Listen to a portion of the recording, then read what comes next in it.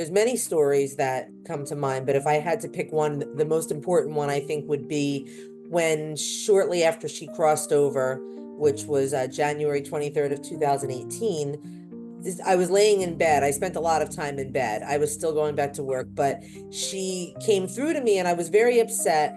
I had thought I had heard her voice before. It sounds just like her voice in my head when she talks. She will often give me a sign too, where my left ear will start to ring or it'll start to itch inside. So I know that it's her. And then she'll start to talk when she knows that my mind is quiet enough where I can actually hear her. And I asked her a question in regards to, what are you doing on the other side? Are you even with AB? And AB happens to be, it would have been her aunt's brother-in-law that passed away, and also in a car accident 6 months before she did. And instantly my phone went off with an Instagram alert. And now Ashley had Instagram when she was here, and I did too, but I've never gotten alerts for you may know this person or something like that. And within seconds, it said Ash Cardone's follows Yuli.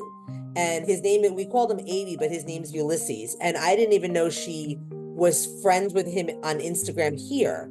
And I didn't, I just had no idea that she was friends with him. So the minute I asked her that, and then that went off, I thought, oh my God, this isn't a coincidence.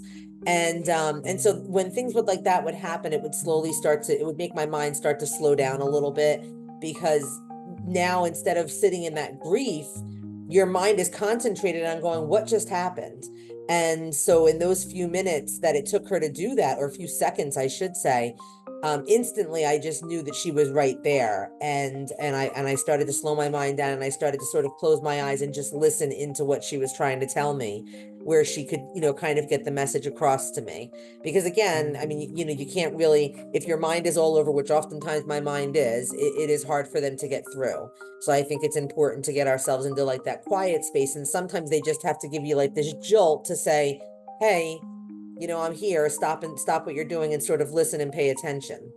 And so that helped me tremendously, because, as any parent knows, that when they cross over, she's my only one.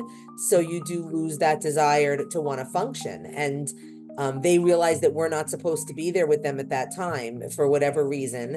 And, which we're still left here on this journey of figuring out what we are meant to still do. And so that was her way of telling me, you're still meant to stay there.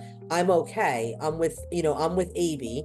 And then she would slowly start to come through and tell me various stories of things they were doing. AB loved to travel everywhere, and he was in the military, but he traveled everywhere. And Ashley wanted to travel everywhere. She didn't always go to a million different places, but with AB, she's been traveling quite a bit. So it gives me peace of mind to know that she's with him and having a good time.